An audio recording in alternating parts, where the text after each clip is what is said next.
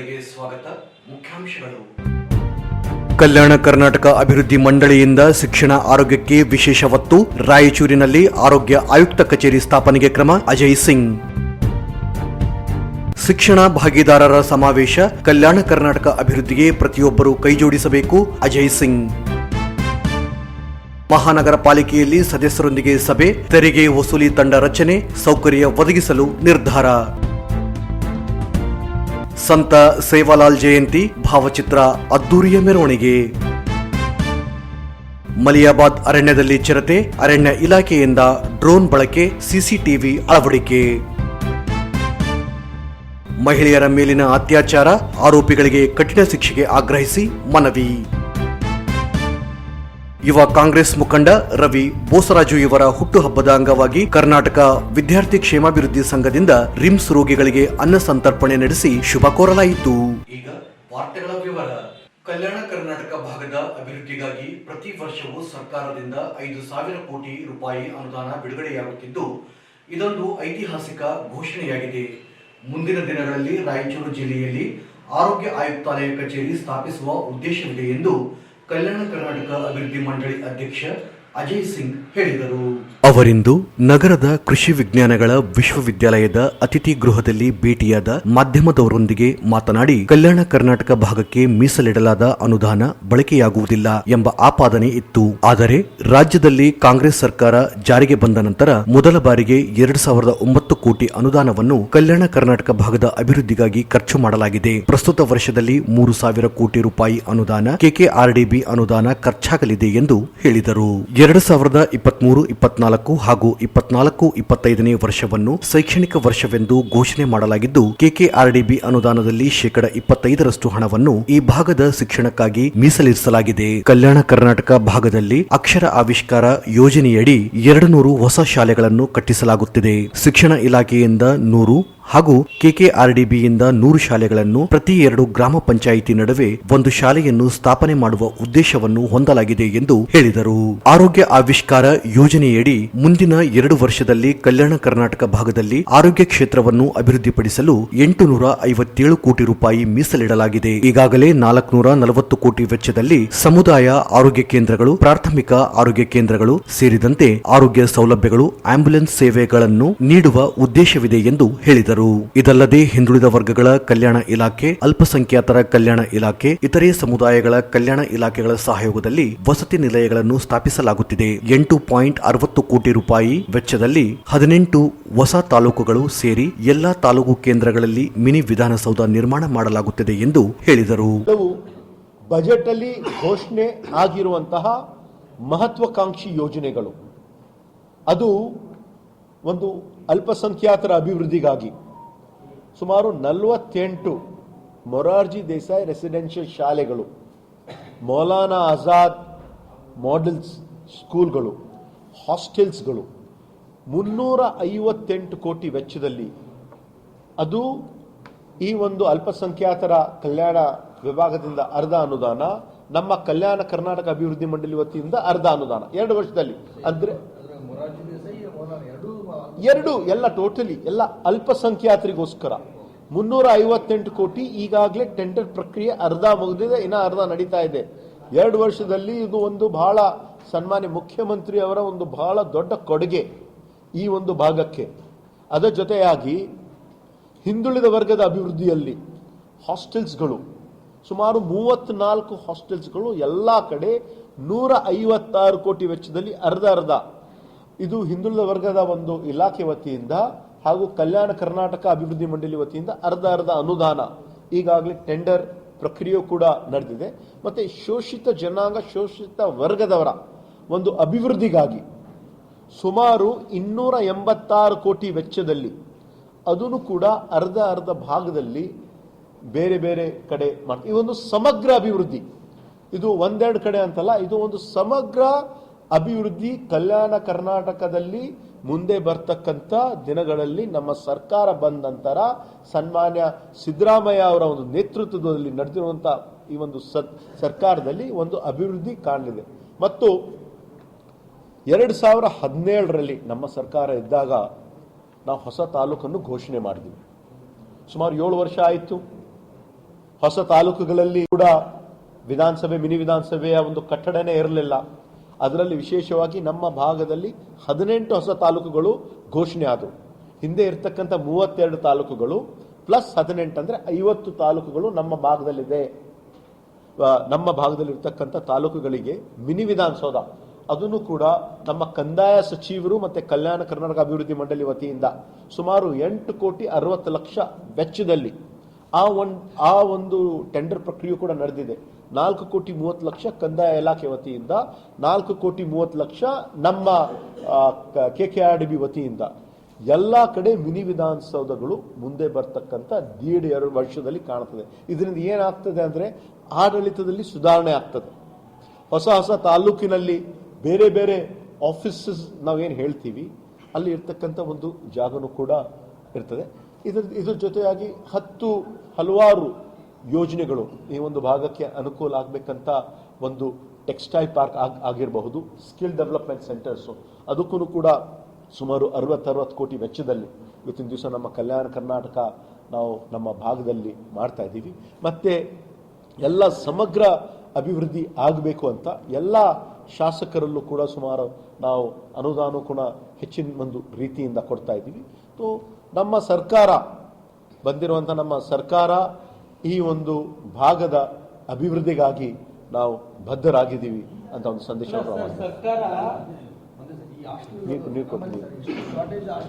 ಈ ಸಂದರ್ಭದಲ್ಲಿ ಗ್ರಾಮೀಣ ಶಾಸಕ ಬಸನಗೌಡ ದದ್ದಲ್ ಸೇರಿದಂತೆ ಇತರರು ಇದ್ದರು. ಕಲ್ಯಾಣ ಕರ್ನಾಟಕ ಭಾಗ ಅಭಿವೃದ್ಧಿ ಹೊಂದಲು ಶಿಕ್ಷಣ, ಆರೋಗ್ಯ ಅತ್ಯಂತ ಮುಖ್ಯವಾಗಿದ್ದು ಈ ಎರಡು ಕ್ಷೇತ್ರಗಳಲ್ಲಿ ಅಭಿವೃದ್ಧಿಗೆ ಸರ್ಕಾರ ಹಾಗೂ ಕಲ್ಯಾಣ ಕರ್ನಾಟಕ ಅಭಿವೃದ್ಧಿ ಮಂಡಳಿ ಹೆಚ್ಚಿನ ಒತ್ತು ನೀಡುತ್ತಿದೆ. ಕಲ್ಯಾಣ ಕರ್ನಾಟಕ ಭಾಗದ ಅಭಿವೃದ್ಧಿ ಪ್ರತಿಯೊಬ್ಬರ ಜವಾಬ್ದಾರಿ ಎಂದು ಕಲ್ಯಾಣ ಕರ್ನಾಟಕ ಅಭಿವೃದ್ಧಿ ಮಂಡಳಿ ಅಧ್ಯಕ್ಷ ಅಜಯ್ ಸಿಂಗ್ ಹೇಳಿದರು. ನಗರದ ಕೃಷಿ ವಿಜ್ಞಾನಗಳ ವಿಶ್ವವಿದ್ಯಾಲಯ ಪ್ರೇಕ್ಷಾಗೃಹದಲ್ಲಿ ಕಲಬುರಗಿ ಆಯುಕ್ತಾಲಯ ಕಚೇರಿ, ಶಾಲಾ ಶಿಕ್ಷಣ ಇಲಾಖೆ ರಾಯಚೂರು ಹಾಗೂ ಹಟ್ಟಿ ಚಿನ್ನದ ಗಣಿ ಕಂಪನಿ ನಿಯಮಿತದಿಂದ ಹಮ್ಮಿಕೊಂಡಿದ್ದ ಶಿಕ್ಷಣ ಭಾಗಿದಾರರ ಸಮಾವೇಶ ಹಾಗೂ ಕಲ್ಯಾಣ ಕರ್ನಾಟಕ ಶೈಕ್ಷಣಿಕ ಅಧ್ಯಯನ ಸಮಿತಿಯ ಉದ್ಘಾಟನಾ ಕಾರ್ಯಕ್ರಮವನ್ನ ಉದ್ದೇಶಿಸಿ ಮಾತನಾಡಿದರು. ಅಭಿವೃದ್ಧಿಗಾಗಿ ಶಿಕ್ಷಣ ಅತ್ಯಂತ ದೊಡ್ಡ ಅಸ್ತ್ರ ಎಂಬ ಮಾತಿನಂತೆ ಶಿಕ್ಷಣಕ್ಕೆ ಹೆಚ್ಚಿನ ಒತ್ತು ನೀಡಲಾಗುತ್ತಿದೆ. ಪ್ರೊಫೆಸರ್ ನಂಜುಂಡಪ್ಪ ಅವರ ವರದಿ ಪ್ರಕಾರ ಕಲ್ಯಾಣ ಕರ್ನಾಟಕ ಭಾಗದ ಅಭಿವೃದ್ಧಿಯಾಗಬೇಕಾದರೆ ಮೊದಲು ಶಿಕ್ಷಣ ಮತ್ತು ಆರೋಗ್ಯ ಕ್ಷೇತ್ರಗಳಲ್ಲಿ ಅಭಿವೃದ್ಧಿ ಹೊಂದಬೇಕು. ಈ ನಿಟ್ಟಿನಲ್ಲಿ ಕೇವಲ ಒಬ್ಬಿಬ್ಬರಿಂದ ಮಾತ್ರ ಈ ಕಾರ್ಯ ಸಾಧ್ಯವಾಗುವುದಿಲ್ಲ. ಕಲ್ಯಾಣ ಕರ್ನಾಟಕ ಭಾಗದ ಅಭಿವೃದ್ಧಿ ಪ್ರತಿಯೊಬ್ಬರ ಜವಾಬ್ದಾರಿಯಾಗಿದೆ ಎಂದರು. ಹಿಂದುಳಿದ ಜಿಲ್ಲೆ ಎಂಬ ಹಣೆಪಟ್ಟಿಯನ್ನು ಕಿತ್ತು ಹಾಕಲು ಸರ್ಕಾರದಿಂದ ಹಲವಾರು ಯೋಜನೆಗಳನ್ನು ಜಾರಿಗೊಳಿಸಲಾಗಿದೆ. ಮುಖ್ಯವಾಗಿ ಗ್ರಾಮೀಣ ಭಾಗದ ಮಕ್ಕಳಿಗೆ ಅನುಕೂಲವಾಗುವಂತೆ 30 ಕೋಟಿ ವೆಚ್ಚದಲ್ಲಿ 1,008 ಶಾಲೆಗಳಲ್ಲಿ ನರ್ಸರಿ ತರಗತಿಗಳನ್ನು ಪ್ರಾರಂಭಿಸಲಾಗಿದೆ. ತರಗತಿ ಆರಂಭಿಸಿದ 1.5 ತಿಂಗಳಿನಲ್ಲಿ 42,000ಕ್ಕೂ ಹೆಚ್ಚಿನ ಮಕ್ಕಳು ದಾಖಲಾಗಿದ್ದಾರೆ. ಇದೊಂದು ಐತಿಹಾಸಿಕ ಬದಲಾವಣೆಗೆ ಸಾಕ್ಷಿಯಾಗಿದೆ. ಇದರ ಜೊತೆಗೆ 100 ಕರ್ನಾಟಕ ಪಬ್ಲಿಕ್ ಶಾಲೆಗಳನ್ನು ಆರಂಭಿಸಲಾಗಿದೆ ಎಂದರು.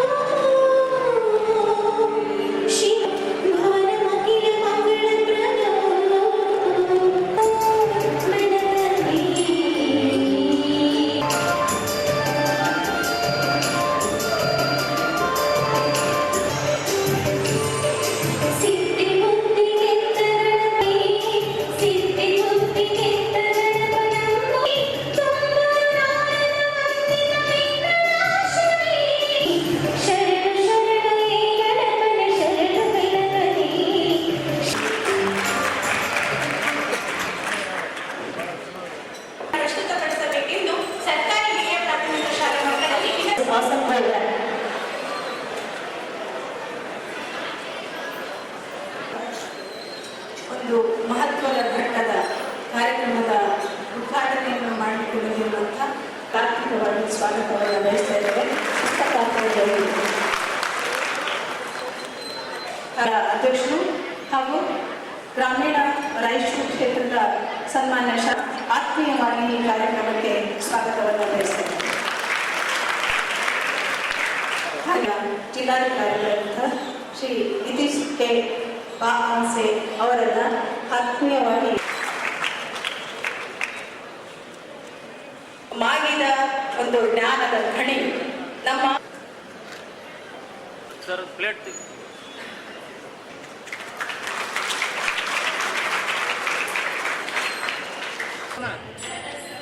तो अब्बा पीछे वक्त कैसा था विचार होना चाहिए।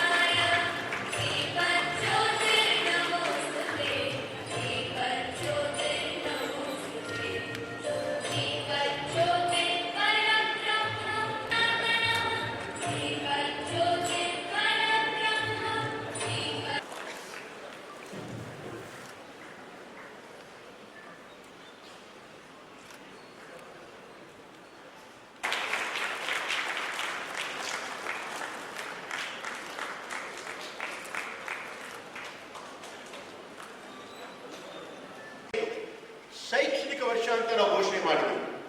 ಯಾಕಂದ್ರೆ ಇಲ್ಲಿ ಇರ್ತಕ್ಕಂಥ ನಮ್ಮ ಸಾಕ್ಷರತಾ ಒಂದು ದರ 1991ರಲ್ಲಿ ಇಡೀ ಕರ್ನಾಟಕ ರಾಜ್ಯದ ಒಂದು ಲಿಟ್ರಸಿ ರೇಟ್ ಸಾಕ್ಷರತಾ ದರ ಎಷ್ಟಿತ್ತಂದ್ರೆ ಕೇವಲ 56.04. ಆದರೆ 2011 ನಡೆದಿರುವಂತಹ ಒಂದು ಸೆನ್ಸಸ್ ಪ್ರಕಾರ ನಮ್ಮ ಕರ್ನಾಟಕ ರಾಜ್ಯದ ಒಂದು ಲಿಟ್ರಸಿ ರೇಟ್ ಸಾಕ್ಷರತಾ ದರ 75.60 ಆಗಿದೆ. ಹಾಗಾದ್ರೆ ಸುಮಾರು 19.54 ಏರಿಕೆ ಆಗಿದೆ ನಮ್ಮ ಕರ್ನಾಟಕ ರಾಜ್ಯದಲ್ಲಿ.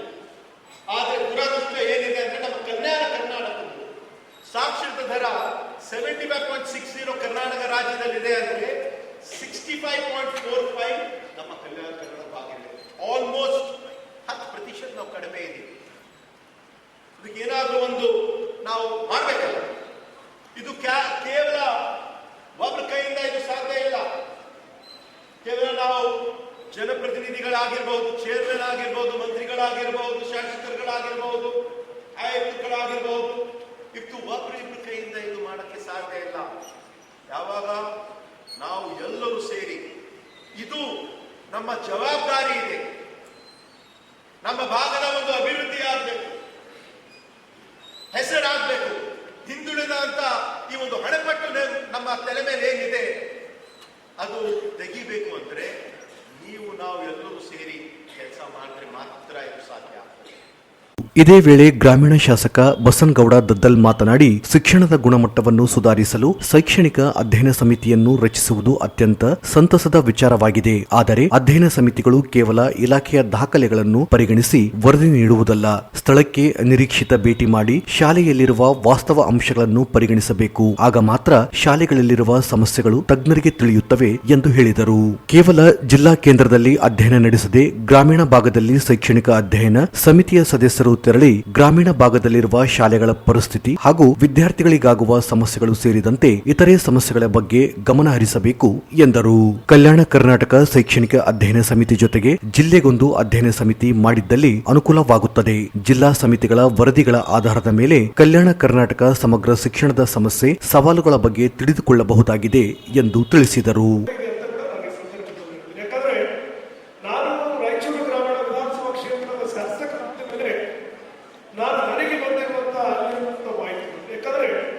ಸುಮಾರು 22 ವರ್ಷ ಒಂದೊಂದು ವಿಧಾನಸಭಾ ಕ್ಷೇತ್ರ ಎಲ್ಲದರಿಂದ ವಂಚಿತ ಆಗಿದೆ. ನಂಜುಂಡಪ್ಪ ವರದಿಯಿಂದ ಬಹಳಷ್ಟು ವಂಚಿತ ಆದಂತಹ ಪ್ರದೇಶಗಳನ್ನಾಗಿದೆ. ಯಾಕಂದ್ರೆ ಇವತ್ತು ನಂಜುಂಡಪ್ಪ ವರದಿಯನ್ನು ಕೊಡುವಂತ ಸಂದರ್ಭದಲ್ಲಿ ಡಿಸ್ಟ್ರಿಕ್ಟ್ ಹೆಡ್ ಕ್ವಾರ್ಟರ್ನಲ್ಲಿರುವಂತಹ 2 ವಿಧಾನಸಭಾ ಕ್ಷೇತ್ರಗಳು ಮತ್ತು ಗ್ರಾಮೀಣ ಪ್ರದೇಶದಲ್ಲಿರುವಂತಹ ವಾಸ್ತವಾಂಶಗಳನ್ನ ಅದರಲ್ಲಿ ಇನ್ಕ್ಲೂಡ್ ಮಾಡಲಿಲ್ಲ. ಆವತ್ತಿನ ದಿನ ಸರಿಯಾದ ರೀತಿಯಿಂದ ಗ್ರಾಮೀಣ ಪ್ರದೇಶದ ಇರುವಂತಹ ಪರಿಸ್ಥಿತಿಗಳನ್ನು, ಶಾಲೆಗಳಿರ್ಬೋದು, ರಸ್ತೆಗಳಿರ್ಬೋದು ಮತ್ತು ಇರಿಗೇಷನ್ ಇರ್ಬೋದು, ಎಲ್ಲದನ್ನ ನೀವು ಅಂಶಗಳನ್ನ ಕನೆಕ್ಟ್ ಮಾಡ್ತಾ ಇದ್ರೆ ಅದನ್ನ ಆವತ್ತಿನ ದಿನ ಎಲ್ಲೆಲ್ಲಿ ಜಿಲ್ಲಾ ಹೆಡ್ ಕ್ವಾರ್ಟರ್ಗಳಿರುವಂತಹ ತಾಲೂಕುಗಳಲ್ಲಿ ಒಳಪಡುವಂತಹ ಗ್ರಾಮೀಣ ಪ್ರದೇಶ ಬಹಳಷ್ಟು ಅವತ್ತು ಸಿಡಿಐ ಇಂಡೆಕ್ಸ್ ಇಂದ ವಂಚಿತ ಆಗಿ ಇವತ್ತಿಗೂ ಅಭಿವೃದ್ಧಿ ಆಗ್ತಾ ಇದೆ. ಯಾಕಂದ್ರೆ ಅವತ್ತೇನಾದ್ರೂ ಸಿಡಿಐ ಇಂಡೆಕ್ಸ್ ಅನ್ನ ಗ್ರಾಮೀಣ ಪ್ರದೇಶಗಳನ್ನ ಸರಿಯಾದ ರೀತಿಯಿಂದ ನೀವು ಪರಿಗಣಿಸಿದ್ರೆ ಇವತ್ತು ಎಲ್ಲಾ ತಾಲೂಕುಗಳ ಜೊತೆಗೆ ಈ ತಾಲೂಕುಗಳು ಕೂಡ ಡೆವಲಪ್ಮೆಂಟ್ ಆಗೋದಕ್ಕೆ ಅನುಕೂಲ ಆಗ್ತಾ ಇತ್ತು. ಆದ್ರೆ ಸಾವಿರಾರು ಕಿಲೋಮೀಟರ್ಗಳಿರುವಂತ ರಸ್ತೆಗಳು ಬಹಳಷ್ಟು ನಾವು ನೋಡ್ತಾ ಇದ್ವಿ. ಆದ್ರೆ ಅದನ್ನ ಸರಿಯಾದ ರೀತಿಯಿಂದ ಏನು ನಾವು ಜಿಲ್ಲೆ ಹೆಡ್ ಕ್ವಾರ್ಟರ್ ಈ ಸಂದರ್ಭದಲ್ಲಿ ಜಿಲ್ಲಾಧಿಕಾರಿ ಕೆ ನಿತೀಶ್, ಶಿಕ್ಷಣ ಇಲಾಖೆಯ ನಿರ್ದೇಶಕಿ ಮಮತಾ, ಶೈಕ್ಷಣಿಕ ಅಧ್ಯಯನ ಸಮಿತಿ ಅಧ್ಯಕ್ಷೆ ಡಾಕ್ಟರ್ ಛಾಯಾ ದೇವಗಾಂವಕರ್, ಸಮಿತಿ ಸದಸ್ಯರಾದ N B Patil, Khadeer, Mallikarjun M S, Francis Bhashkam, Rudresh S, Yashwant Harasanur, doctor Nagabai B Bulla ಸೇರಿದಂತೆ ಇತರರು ಇದ್ದರು.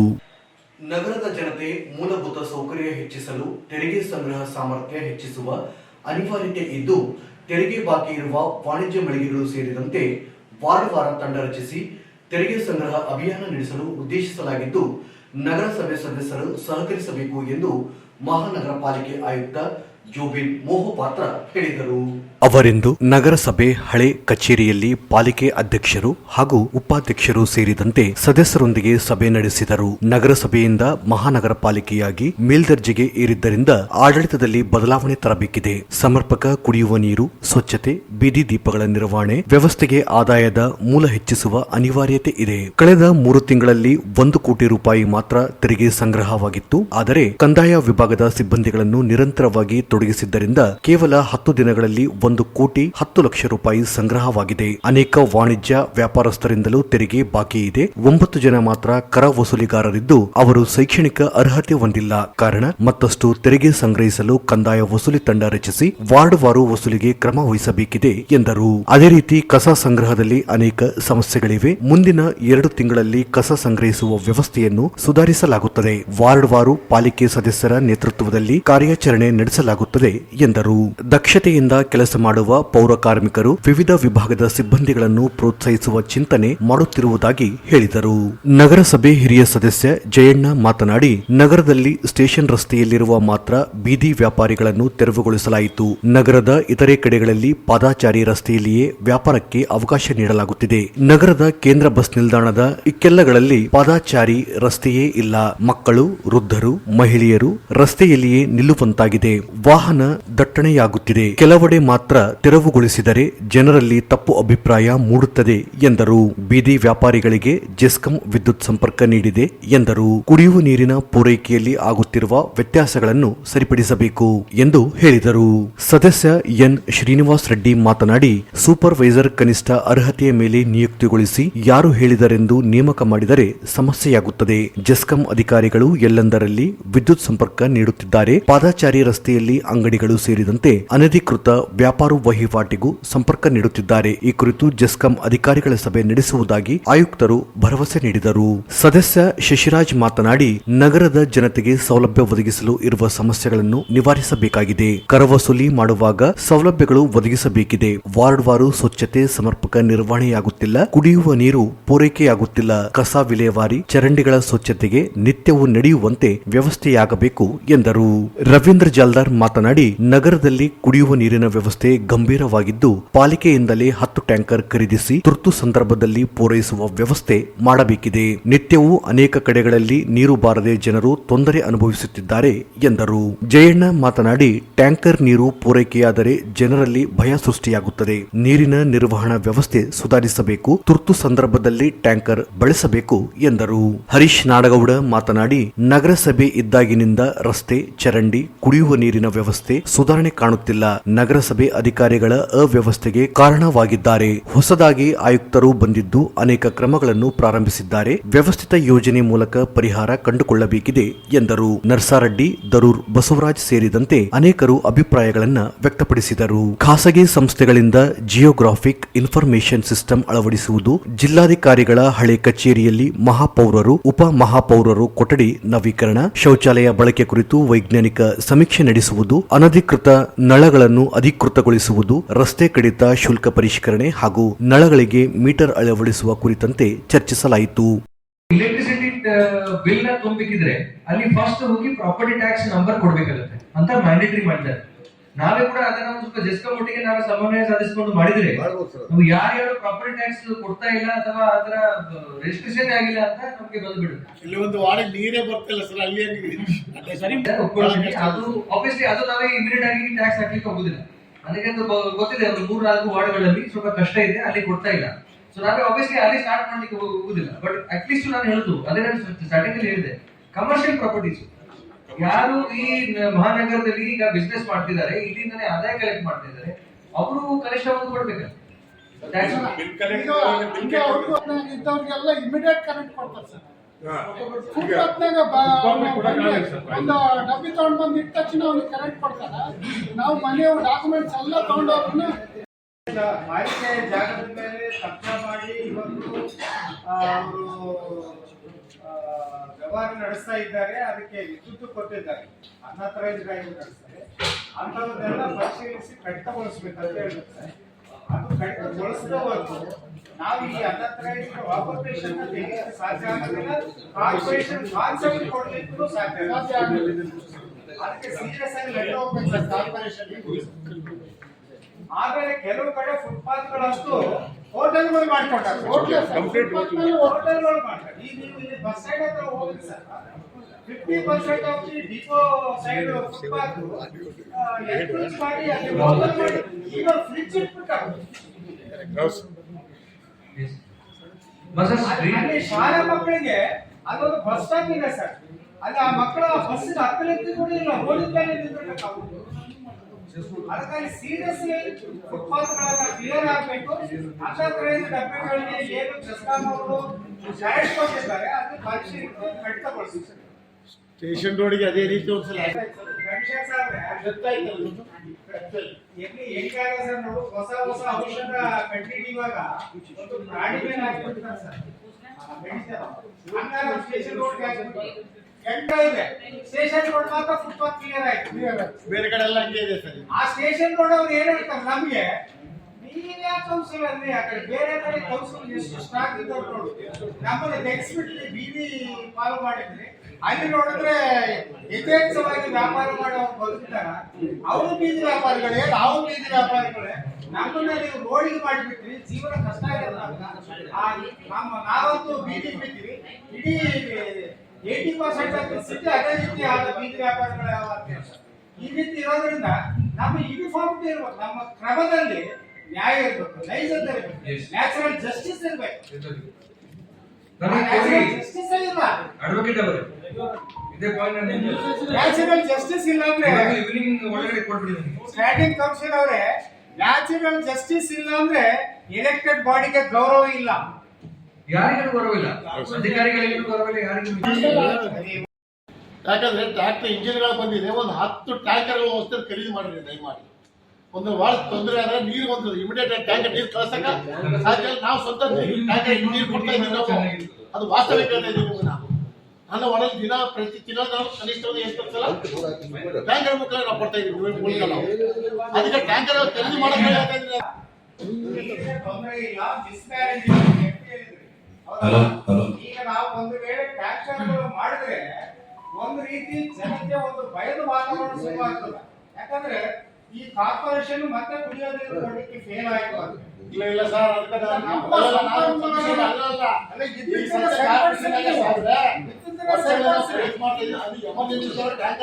ಎಮರ್ಜೆನ್ಸಿ ಇದ್ದಾಗ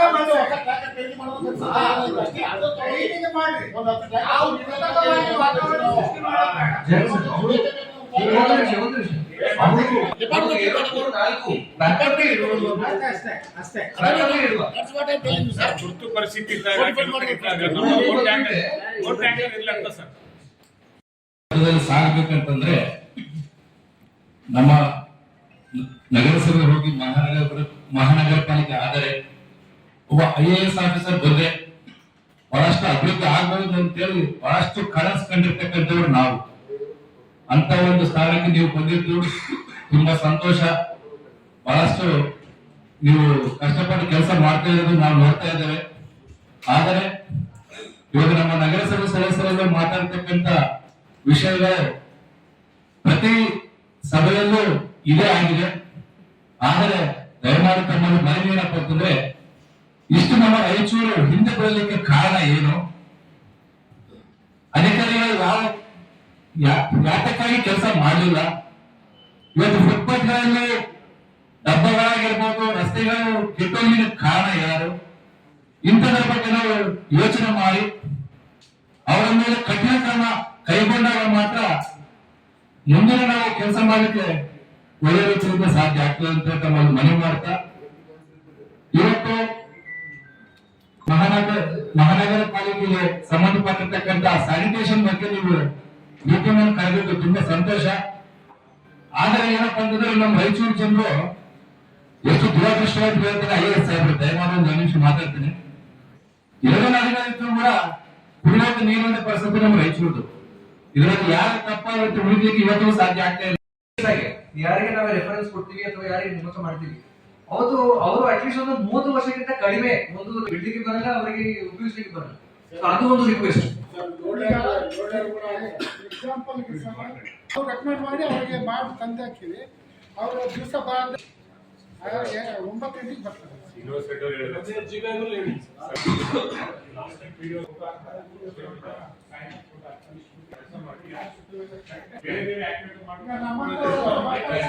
ನಾವು ಹೇಳ್ತೀವಿ ಅವ್ರಿಗೆ, ಅವ್ರು ಯಾವುದೇ ತಗೊಂಡು ನಾವು ಹೇಳಿದ್ರು ನೀವು ಇದು ತಗೊಂಡು ಎಲ್ಲ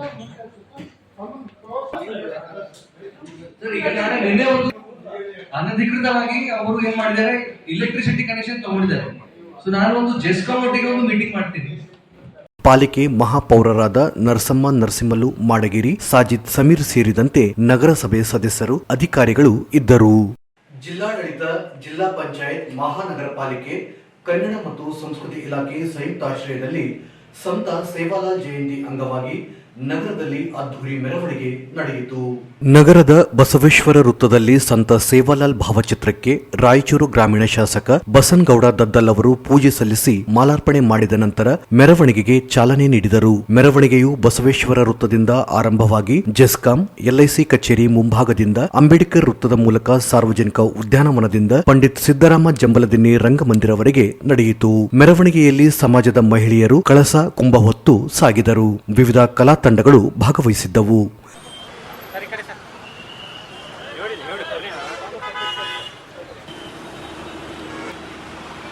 बोलो श्री सेवालाल महाराज की जय। बोलो श्री सेवालाल महाराज की जय। बोलो श्री सेवालाल महाराज।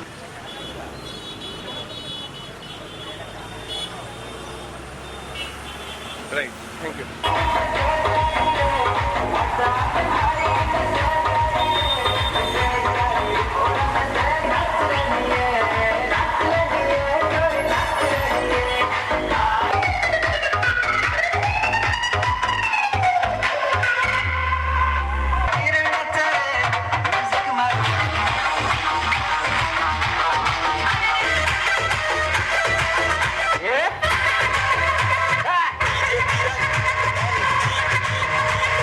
नागे से नागे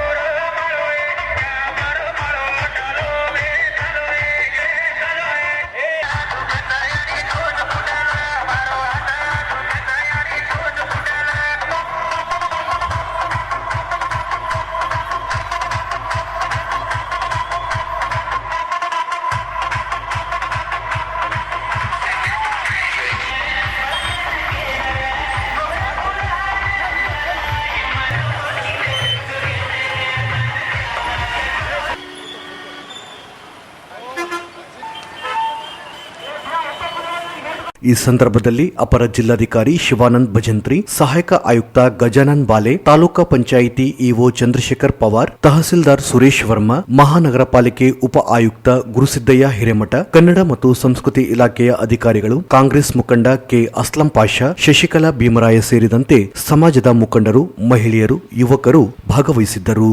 ತಾಲೂಕಿನ ಮಲಿಯಾಬಾದ್ ಅರಣ್ಯ ಪ್ರದೇಶದಲ್ಲಿ ಚಿರತೆ ಪ್ರತ್ಯಕ್ಷವಾಗಿದ್ದು ಗ್ರಾಮದಲ್ಲಿ ಜಾನುವಾರುಗಳ ಮೇಲೆ ದಾಳಿ ನಡೆಸಿದೆ. ಅರಣ್ಯ ಇಲಾಖೆ ಎಚ್ಚೆತ್ತುಕೊಂಡು ಚಿರತೆ 3-4 ಕಡೆಗೆ ಬೋನ್ ಅಳವಡಿಸಲಾಗಿದೆ ಎಂದು ಅರಣ್ಯ ಇಲಾಖೆಯ ಅಧಿಕಾರಿಗಳು ತಿಳಿಸಿದ್ದಾರೆ. ಬೋನಿನಲ್ಲಿ ಕುರಿ ಮತ್ತು ನಾಯಿ ಕಟ್ಟಿ ಹಾಕಿ ಚಿರತೆ ಒಳಗೆ ಪ್ರವೇಶಿಸುವಂತೆ ಮಾಡಲಾಗಿದೆ. ಆದರೆ ಚಿರತೆಯು ಬೋನ್ ಪ್ರವೇಶಿಸುತ್ತಿಲ್ಲ.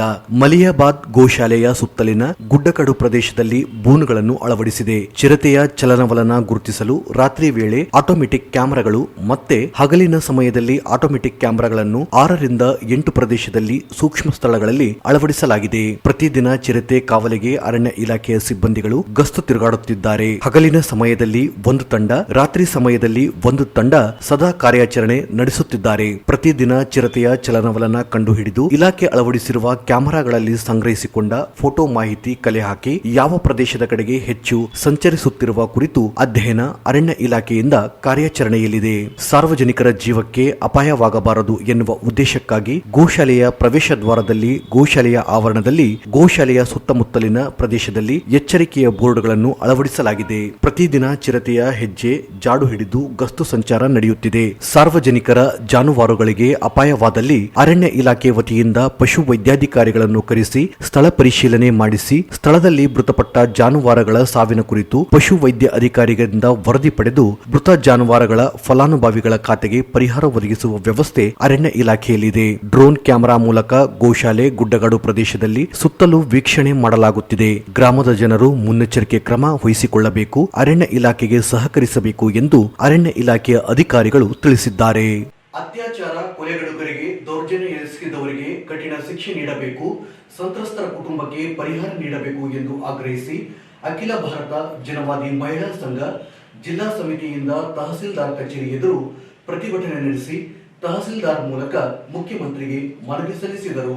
ಸಿಂಧನೂರು ತಾಲೂಕಿನಲ್ಲಿ ಪ್ರೀತಿಸಲು ನಿರಾಕರಿಸಿದ್ದಕ್ಕಾಗಿ ಪ್ರೇಮಿಯಿಂದ ಕೊಲೆಯಾದ ಶಿಫಾ ಕುಟುಂಬಕ್ಕೆ 10 ಲಕ್ಷ ಪರಿಹಾರ ಕೊಡಬೇಕು, ಕೊಲೆ ಮಾಡಿದ ಆರೋಪಿಗೆ ಕಠಿಣ ಶಿಕ್ಷೆ ನೀಡಬೇಕು ಎಂದು ಒತ್ತಾಯಿಸಿದರು. ಮಾನ್ವಿ ತಾಲೂಕಿನ ಪೊತ್ನಾಳ ಗ್ರಾಮದಲ್ಲಿ ಅತ್ಯಾಚಾರಕ್ಕೊಳಗಾದ ಬಾಲಕಿಗೆ ಮತ್ತು ಲಿಂಗಸ್ಗೂರು ತಾಲೂಕಿನ ಹಟ್ಟಿ ಪಟ್ಟಣದಲ್ಲಿ ವಿದ್ಯಾರ್ಥಿನಿ ಅತ್ಯಾಚಾರ ಘಟನೆ ನಡೆದಿದ್ದು, ಈ ಇಬ್ಬರು ಮಕ್ಕಳ ಉನ್ನತ ಶಿಕ್ಷಣದವರೆಗೂ ಉಚಿತ ಶಿಕ್ಷಣ ಜವಾಬ್ದಾರಿಯನ್ನು ಸರ್ಕಾರವೇ ವಹಿಸಿಕೊಳ್ಳಬೇಕು ಎಂದು ಮನವಿ ಮಾಡಿದರು. ದೇವದುರ್ಗ ತಾಲೂಕಿನ ಜಾಲಹಳ್ಳಿ ಗ್ರಾಮದಲ್ಲಿ ದಂಡಮ್ಮ ಎಂಬ ಮಹಿಳೆಯ ಮೇಲೆ ಸಾರ್ವಜನಿಕವಾಗಿ ಗಿಡಕ್ಕೆ ಕಟ್ಟಿ ಹಾಕಿ ಹಲ್ಲೆ ಮಾಡಿದವರನ್ನು ಕೂಡಲೇ ಬಂಧಿಸಬೇಕು ಮತ್ತು ಆ ಕುಟುಂಬಕ್ಕೆ ಸೂಕ್ತ ರಕ್ಷಣೆ ಒದಗಿಸಬೇಕು ಎಂದು ಆಗ್ರಹಿಸಿದರು. ರಾಜ್ಯಾದ್ಯಂತ ಎಲ್ಲ ಸರ್ಕಾರಿ ಮತ್ತು ಖಾಸಗಿ ಶಾಲಾ ಕಾಲೇಜುಗಳ ಮುಂದೆ ಪ್ರತಿದಿನ ಬೆಳಗ್ಗೆಯಿಂದ ಸಂಜೆಯವರೆಗೆ ಪೊಲೀಸ್ ಕಾವಲು ವ್ಯವಸ್ಥೆಯನ್ನ ಮಾಡಬೇಕು ಮತ್ತು ಎಲ್ಲ ಶಾಲಾ ಕಾಲೇಜುಗಳ ಸುತ್ತಮುತ್ತಲೂ ಸಿಸಿಟಿವಿಗಳನ್ನು ಅಳವಡಿಸಲು ಶಿಕ್ಷಣ ಸಂಸ್ಥೆಗಳ ಮುಖ್ಯಸ್ಥರಿಗೆ ಮತ್ತು ಸರ್ಕಾರಿ ಇಲಾಖೆಯ ಅಧಿಕಾರಿಗಳಿಗೆ ನಿರ್ದೇಶನ ನೀಡಲು ಮನವಿ ಮಾಡಿದರು.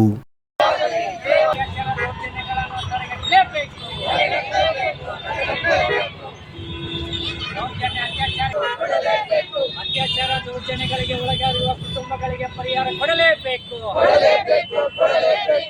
ರಾಜ್ಯದಲ್ಲಿ ನಡೆಯುವ ಅತ್ಯಾಚಾರ, ದೌರ್ಜನ್ಯ ಘಟನೆಗಳಲ್ಲಿ ಮಹಿಳಾ ಸಂಘ ಮತ್ತು ಸಿಪಿಎಂ ಪಕ್ಷದ ಹೋರಾಟಕ್ಕೆ, ಸಿಪಿಐಎಂ ಮತ್ತು ಜನವಾದಿ ಮಹಿಳಾ ಸಂಘದ ಹೋರಾಟಕ್ಕೆ ನೇತೃತ್ವದಲ್ಲಿ ಏನು ಇವತ್ತು ಇಡೀ ಜಿಲ್ಲೆಯಲ್ಲಿ ಮತ್ತು ರಾಜ್ಯದಲ್ಲಿ ವಿದ್ಯಾರ್ಥಿನಿಯ ಮಹಿಳೆಯರ ಮೇಲೆ ಏನು ಆಗ್ತಕ್ಕಂಥ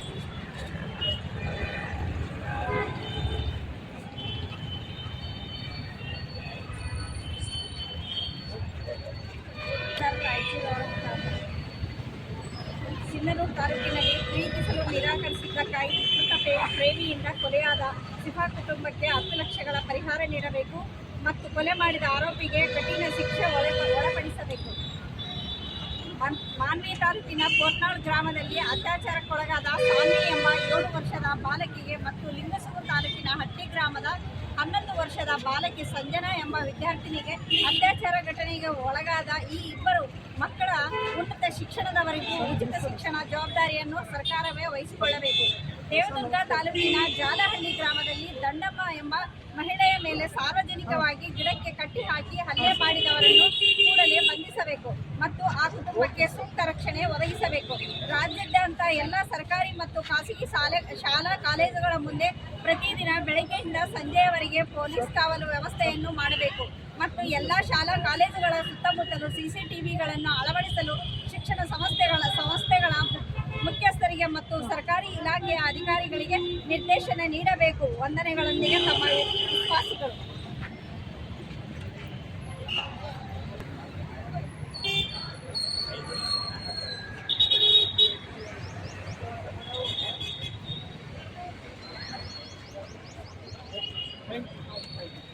ಈ ಸಂದರ್ಭದಲ್ಲಿ ರಾಜ್ಯ ಕಾರ್ಯದರ್ಶಿ ಚಂದ್ರಪ್ಪ, ಜಿಲ್ಲಾ ಅಧ್ಯಕ್ಷೆ ಶಕುಂತಲಾ ಪಾಟೀಲ್, ಕಾರ್ಯದರ್ಶಿ ವರಲಕ್ಷ್ಮಿ, ತಾಲೂಕು ಕಾರ್ಯದರ್ಶಿ H. ಪದ್ಮ, ಜಿಲ್ಲಾ ಕಾರ್ಯದರ್ಶಿ KG ವೀರೇಶ್, DS ಶರಣಬಸವ, ಕರಿಯಪ್ಪ ಹಚ್ಚೊಳ್ಳಿ, ಗೋಕುರಮ್ಮ, ನರಸಣ್ಣ ನಾಯಕ್, ಬಸವಂತರಾಯ ಗೌಡ, ಶಬ್ಬೀರ್ ಜಾಲಹಳ್ಳಿ, ಬಡೆಮ್ಮ, ವಾಸಂತಿ, ಆಸ್ಮಾ, ರಹಮತ್ ಬೇಗಂ ಸೇರಿದಂತೆ ಅನೇಕರು ಇದ್ದರು.